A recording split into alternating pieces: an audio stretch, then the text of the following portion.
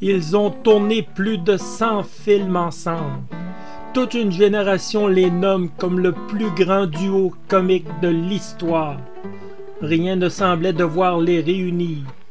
Ces deux hommes étaient très différents l'un de l'autre, n'ayant aucunement les mêmes intérêts. Quand ils ont été réunis, ils avaient déjà 34 et 36 ans. Voici l'histoire de Laurel et Hardy.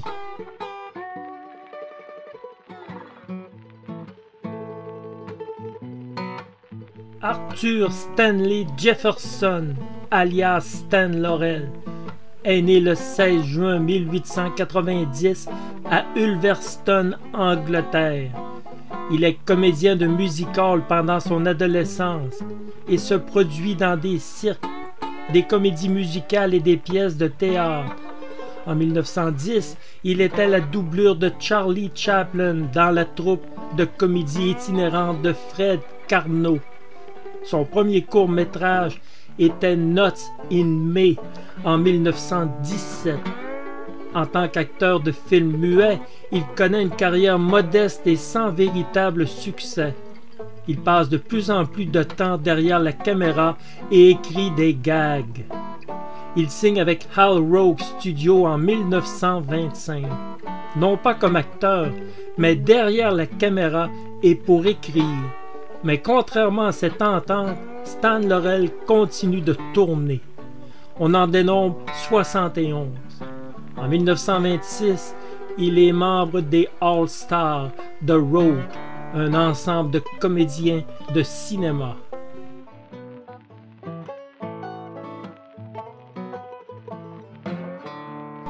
Oliver Norvell Babe Hardy est né le 18 janvier 1892 à Harlem, dans l'État de Géorgie.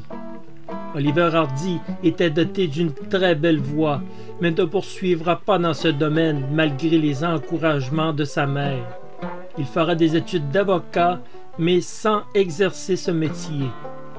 En 1919, il rejoint les studios de la Vitagraph Company of America, où il tournera 25 films. C'est à cette époque qu'il rencontre Charlie Chase, qui aura une grande importance dans sa vie artistique. Jusqu'à 1925, Oliver Hardy continue de travailler pour la Vitagraph Company. Larry Simon est l'écrivain et le réalisateur de ses comédies, et il fait tourner Hardy à plusieurs reprises. Oliver Hardy tournera au moins 400 films entre 1914 et 1926.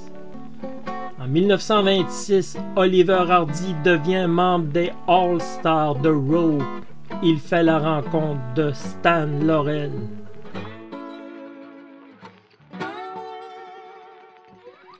Hal Roach s'attribuera le mérite d'avoir réuni Laurel et Hardy, mais on s'accorde à dire que cette paternité est fortement discutable.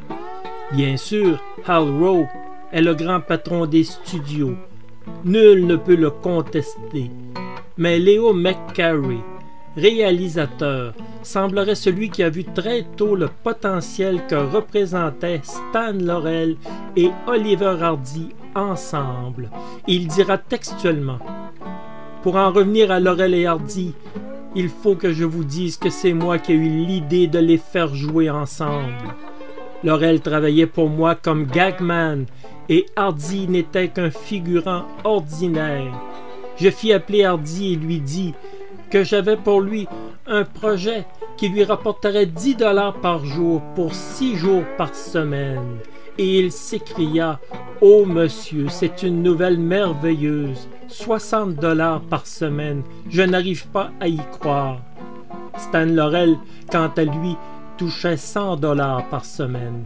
C'est sous sa direction que le duo tournera d'excellentes comédies entre 1928 et 1929.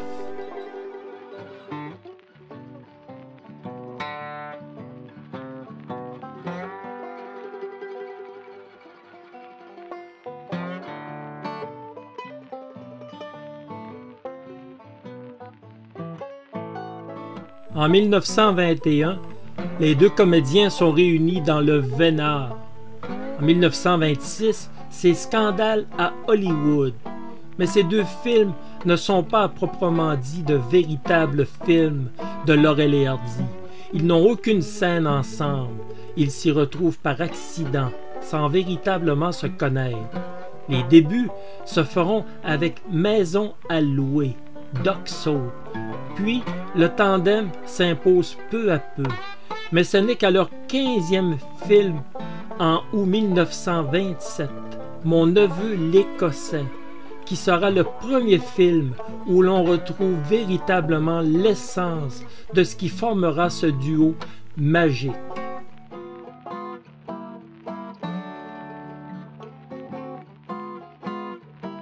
Nous sommes à l'âge d'or du cinéma muet et Laurel et Hardy vont tourner des films muets de 1927 jusqu'à 1930 qui vont devenir légendaires.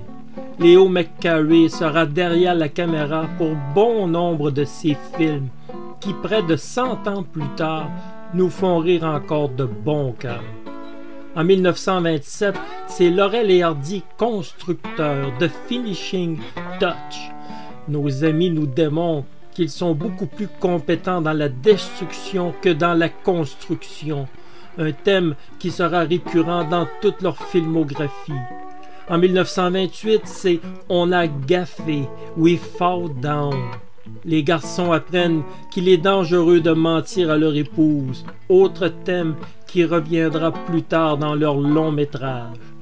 En 1928, c'est le summum avec Vive la liberté, avec toujours Leo McCarey à la manivelle. Laurel et Hardy s'échappent de prison et vivront 1000 dangers, un film culte. En 1929, l'excellent Son Altesse Royale Double Whoopie de Louis R. Foster. Jean Harlow fait une apparition dans ce film où nos amis travaillent dans un grand hôtel comme portier et groom. Évidemment que les catastrophes s'enchaînent.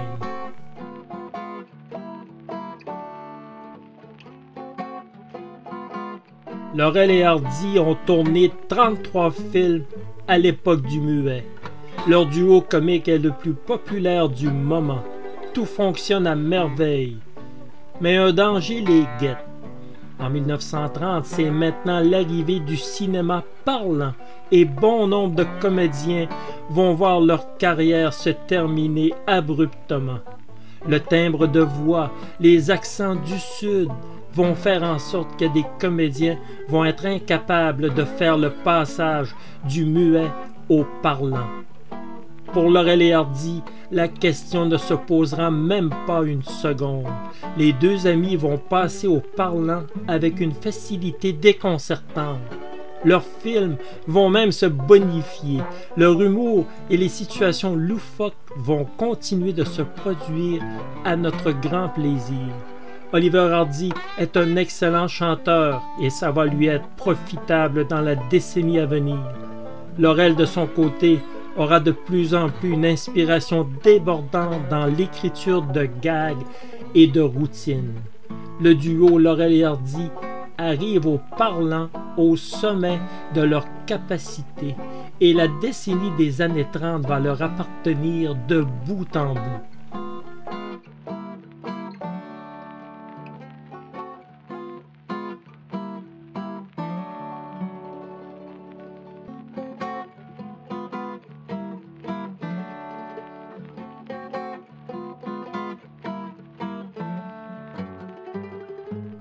Laurel et Hardy tourneront de la fin de l'année 1929 jusqu'à 1935 40 films parlants courts de 3 bobines qui auront une durée variable entre 20 minutes, parfois beaucoup plus.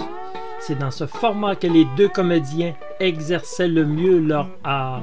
C'est à grand regret et contre leur volonté que les studios Rowe ont décidé d'arrêter les films courts pour ne se consacrer qu'aux longs métrages. Entre 1930 et 1944, ils tourneront 22 longs métrages, plus un 23e en 1951. En début de l'année 1930, un film court. C'est le film Quelle bringue, Blotto de James Parrott, où l'on assiste à l'une des nombreuses fois où Laurel et Hardy ne disent pas la vérité à leurs femmes. Et très souvent, au long de la filmographie, les femmes ont des carabines, prêtes à en découdre avec les deux amis. Une réussite totale. En 1931, Sous les verrous, qui sera leur premier long métrage, réussite totale. Laurel et Hardy sont en prison. Ils ont maille à partir avec de dangereux criminels, mais comme par magie, réussissent toujours à s'en sortir. Sous les verrous est le premier de 14 films longs filmés dans la décennie des années 30. Ces 14 films sont tous des réussites qui vont faire leur renommée.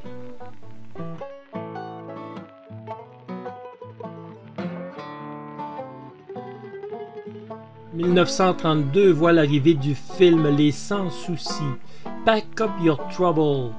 Nos deux amis reviennent de la guerre après plusieurs péripéties et à leur retour, ils ont sous leur garde une fillette alors qu'ils tenteront de retrouver son vrai père. Ce sera aussi l'année de l'un de leurs meilleurs films courts, Livreur sachet, livré de Music Box de James Parrott. Nos deux maladroits doivent livrer un piano et sont confrontés à un escalier géant. On se doute que la montée ne sera pas facile. Le duo en profitera pour nous faire une de leurs célèbres danses mémorables dont eux seuls avaient le secret à l'époque.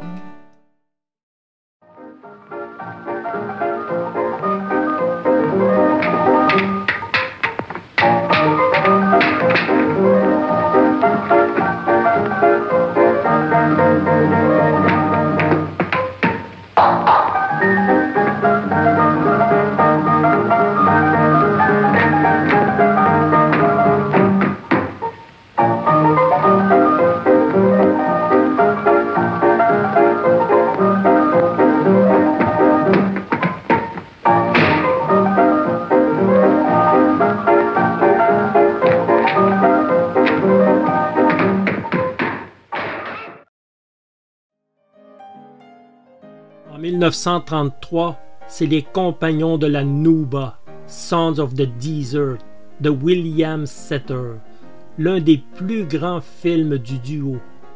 Nos deux amis vont user de tous les stratagèmes et surtout de tous les mensonges pour tromper leur épouse. Ils ne reculent devant rien pour se rendre à une convention à Honolulu. Malheureusement pour eux, leurs femmes vont découvrir la supercherie. À leur retour, les choses vont mal tourner pour eux. Sons of the Desert est un film parfait, une succession de gags tout au long de ce film. Il n'y a aucun temps mort dans ce film qui réunit une distribution de premier ordre à l'époque avec Charlie Chase, un comédien important qui collaborera avec le duo plus tard dans l'écriture de scénarios. L'excellente Mae Bush qui collaborera plusieurs fois avec le duo durant leur carrière. Dorothy Christie complète l'équipe dans le rôle de l'épouse de Laurel. Comme nous allons le voir, Laurel n'est pas très fiable pour tenir sa langue, au grand désarroi de Hardy.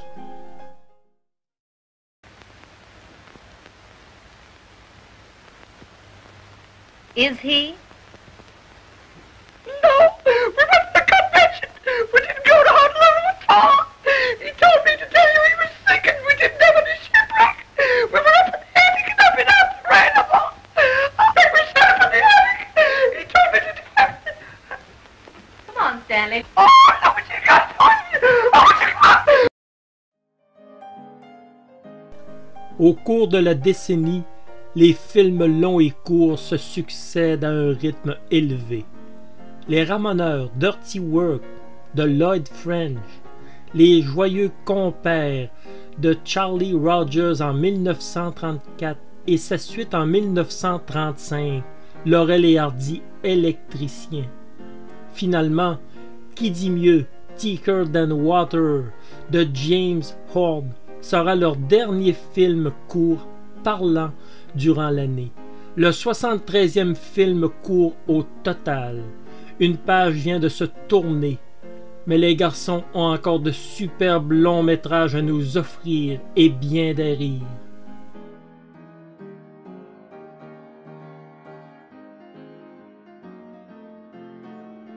La Bohémienne de James Horn et Charlie Rogers en 1936 est l'un des nombreux films musicaux dans lesquels Laurel et Hardy vont exceller. Les films musicaux étaient très en vogue et se mariaient très bien avec les routines et les gags de Laurel et Hardy. Laurel et Hardy au Far West de James Horn en 1937, où le duo va se retrouver dans le pays des cowboys. Ce film nous offre une danse légendaire qui passera à l'histoire. Jamais Laurel et Hardy n'auront autant fait rire le monde entier.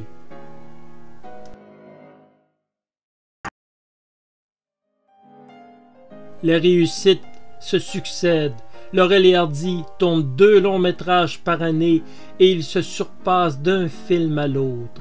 Les Montagnards sont là de John Blistone en 1938 avec une autre scène mythique où nos 2 lascars tentent de traverser un pont pas très solide avec un lourd piano.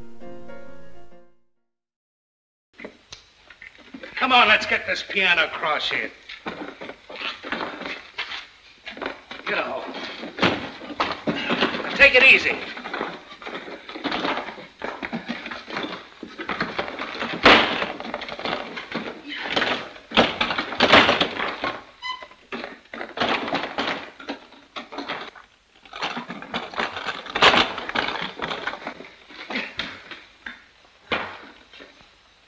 We'll have to lift it. Come on.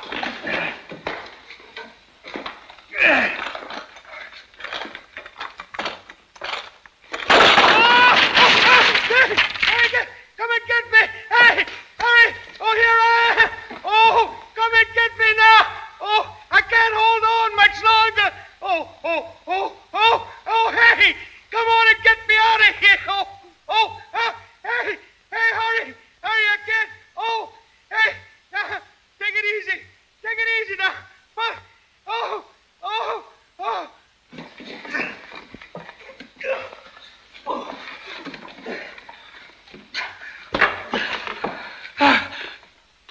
What happened? Look out. I'm gonna see if the rest of these slats are safe. Oh.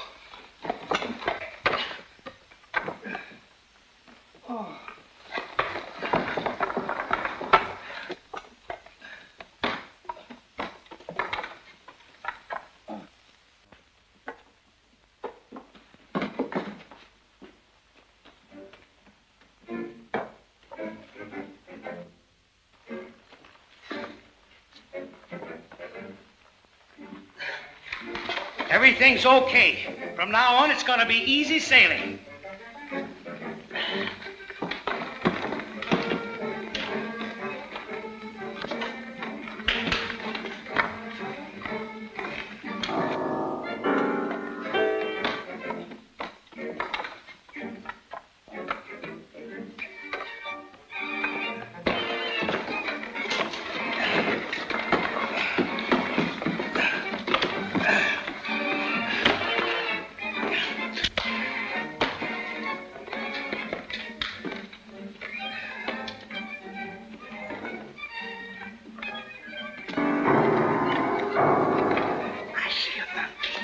A what?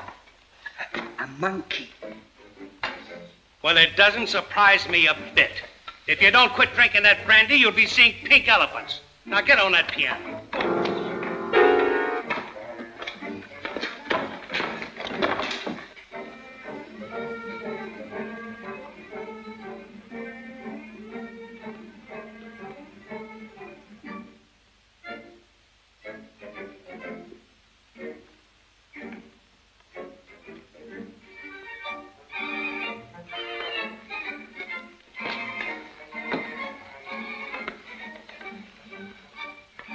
everything ain't just all right.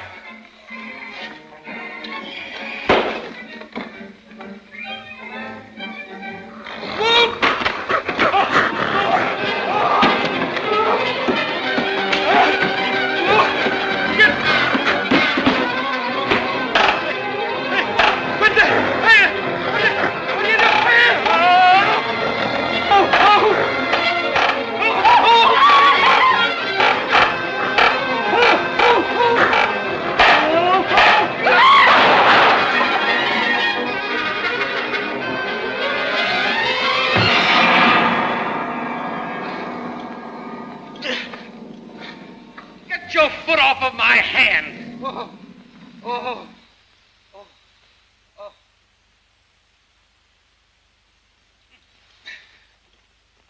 Oh.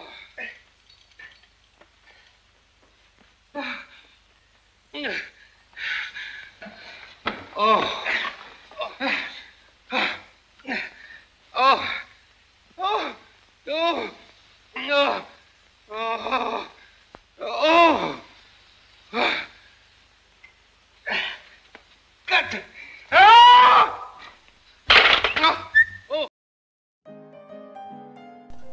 Tête de pioche, Blockheads de John Blistone sera le deuxième film de l'année 1938 et peut-être le plus grand de leur carrière.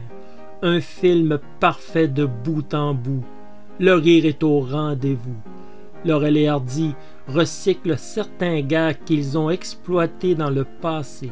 Une équipe va collaborer au scénario avec Stan Laurel. Nous retrouvons parmi cette équipe Harry Langdon, James Parrott et Charlie Rogers. La scène de l'escalier est l'une des plus grandes scènes jamais tournées par Laurel et Hardy, joliment chronométrée et avec un dénouement inattendu pour quelqu'un qui n'a jamais vu. Patricia Ellis, Mina Gumbel et Billy Gilbert complètent une distribution en or de ce film qui atteint un niveau qui ne sera plus jamais atteint par la suite. Laurel et Hardy conscrit de Edward Sutherland sera leur seul film en 1939. Un film joliment réussi, où Laurel et Hardy se retrouvent dans la Légion étrangère. Les conflits permanents avec Al Rowe vont faire en sorte que ce film sera tourné pour les studios RKO Pictures. Encore une fois, les garçons y vont d'une belle chorégraphie. Sans atteindre le niveau des films précédents, The Flying Deuce demeure bien au-dessus de la moyenne et se laisse très bien regarder encore aujourd'hui.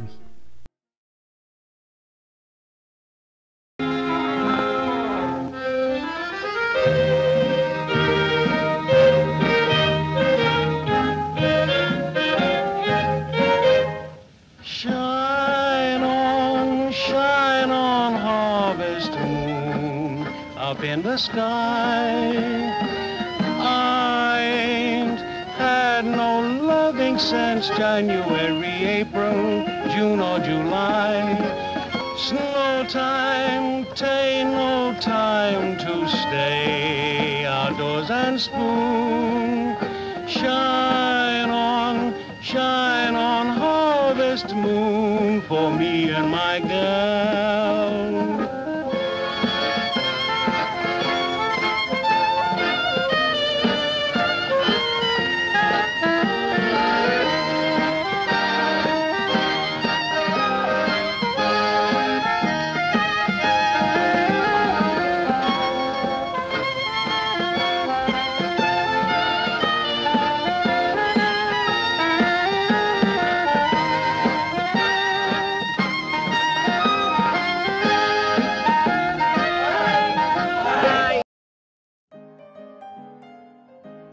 « 1940 verra l'arrivée des deux derniers films de Laurel et Hardy pour les studios Al Rowe. Les As d'Oxford de Alfred Goulding. Nos deux héros s'en vont maintenant faire leurs études à Oxford, où évidemment ils seront la risée des autres étudiants. Mais attention, Les choses peuvent rapidement changer avec Laurel et Hardy. Puis, Laurel et Hardy en croisière, Saps at Sea, de Gordon Douglas, où les deux compagnons seront bien seuls en mer avec un dangereux criminel.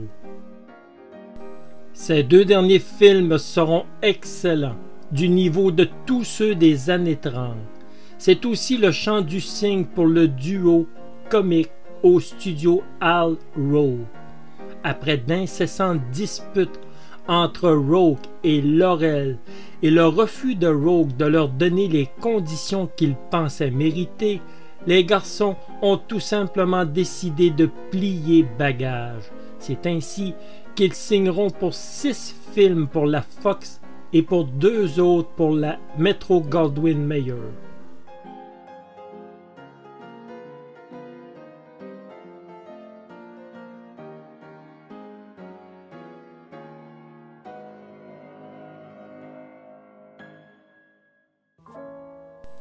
Malheureusement, les années 40 ne seront pas heureuses pour le duo. Ils seront confrontés à de mauvais scénarios. Stan Laurel, qui s'impliquait dans tous les scénarios, gags et routines auparavant chez Rowe, n'avait désormais plus droit de regard sur la préparation d'un film. C'est avec désillusion que les amis vont se rendre compte qu'ils ont signé un très mauvais contrat. De 1941 à 1944, ils vont tourner 8 films. Le premier, Quel pétard, Great Guns, de Monty Banks, va ouvrir le bal et ce n'est guère réjouissant. Chargé de veiller sur un jeune milliardaire, Laurel et Hardy le suivent pendant son service militaire, enchaînant les gaffes. Rien de nouveau sur des thèmes déjà exploités auparavant. Fantôme déchaîné, A Hunting We Will Go, est encore pire. Scénario bâclé et sans saveur. Laurel et Hardy doivent convoyer par train un cercueil dans lequel se cache un dangereux malfrat jusqu'à Dayton. Si le propos est intéressant, le développement, lui, ne l'est pas. Ce film est un deuxième échec artistique. Suivront par la suite Laurel et Hardy, chef d'îlot, de Edward Sedgwick en 1943. Puis Les Rois de la blague, Gettysburg, de Malcolm Sinclair, lui aussi en 1943, où cette fois on arrive à un scénario acceptable et avec de bons moments. Maître de ballet, de Dancing Master, de Malcolm Sinclair, toujours en 1943. Le grand boom de Big Noise de Malcolm Sinclair en 1944. Les cuistots de Sa Majesté, Nothing But Trouble de Sam Taylor en 1944 n'apportent aucune solution. Les grands Laurel et Hardy sont enlisés dans de mauvais films. Finalement, ils termineront leur contrat avec un film très acceptable, Laurel et Hardy, Toreador, The Bullfighters, de Malcolm Sinclair. Laurel et Hardy terminent cette décennie au milieu des années 40. Leur contrat n'est pas renouvelé pour la première fois. Ils sont sans travail. La carrière du plus gros duo d'acteurs comiques semble terminée.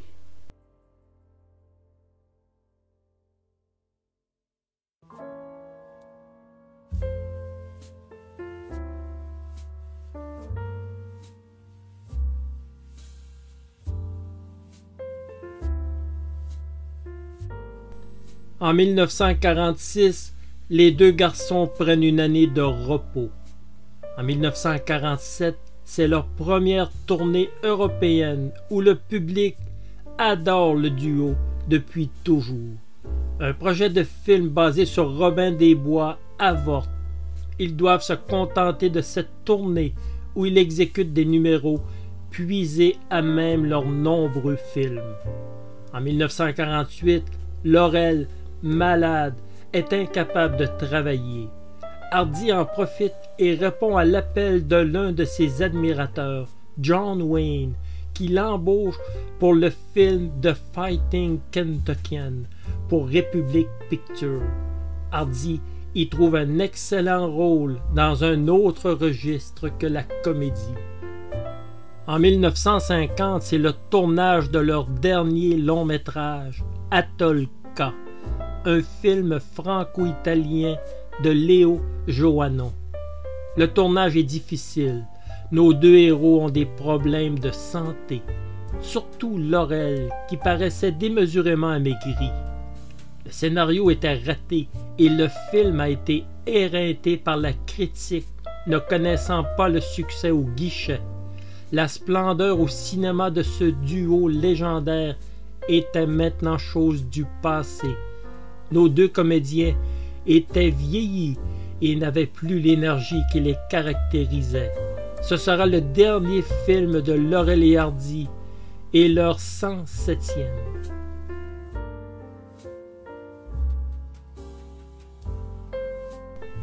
En 1953, Laurel et Hardy ont enregistré pour la radio à NBC, mais ils ont dû arrêter l'expérience car la santé de Hardy ne permettait plus de continuer. Le 9 septembre 1953, leur bateau arrive à Cobb, en Irlande. Laurel dira textuellement « L'amour et l'affection que nous avons trouvés ce jour-là à Cobb étaient tout simplement incroyables. Il y avait des centaines de bateaux qui sifflaient et des foules de gens criaient sur les quais. Nous ne parvenions tout simplement pas à comprendre de quoi il s'agissait. Et puis, il s'est passé quelque chose que je ne pourrai jamais oublier. Toutes les cloches des églises de Cobb ont commencé à sonner notre chanson thème, Danse des coucous. Et Babe m'a regardé et nous avons pleuré. Je n'oublierai jamais ce jour, jamais.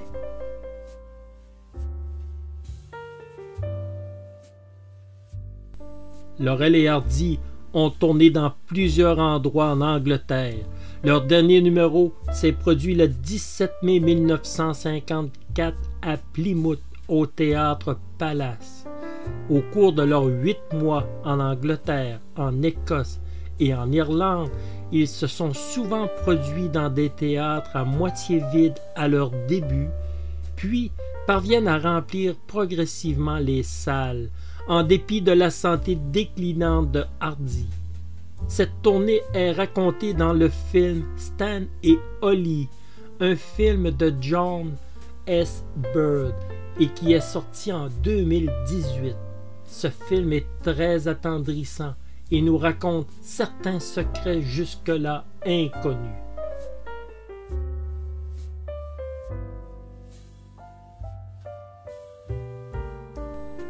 Des projets télévisuels ont par la suite été mis en chantier, mais nos deux comédiens ont dû se rendre à l'évidence. La santé toujours déclinante du Babe ne permettait plus au studio d'investir temps et argent. La carrière de Laurel et Hardy était terminée à jamais. Ils sont filmés pour la dernière fois en 1956. Tourné par un ami de la famille au domicile de Reseda en Californie chez la fille de Stan Laurel, Loïse. Le film de 3 minutes n'a pas d'audio.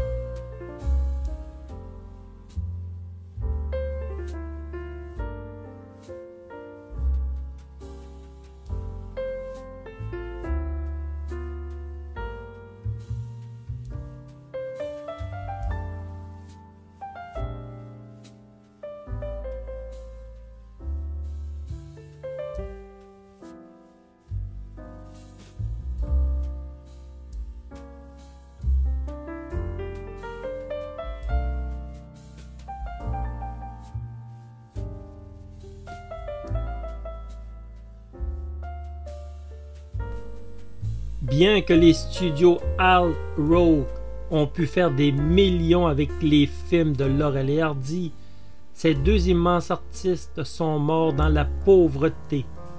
Ils avaient signé des contrats qui ne leur donnaient aucune royalties sur les rediffusions à la télé, ce qui représentait d'énormes sommes qui les auraient mis à l'abri du besoin. Après 1945, ils ont tenté jusqu'en 1954 de renouer avec le succès, mais en vain.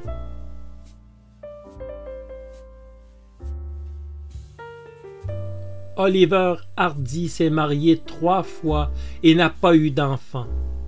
Hardy subit une crise cardiaque légère en mai 1954, puis un accident vasculaire cérébral le 14 septembre 1956 et finalement 2 autres accidents vasculaires cérébraux au début du mois d'août 1957. Oliver Norvell Babe Hardy décède le 7 août 1957 à North Hollywood, Los Angeles. Il était âgé de 65 ans.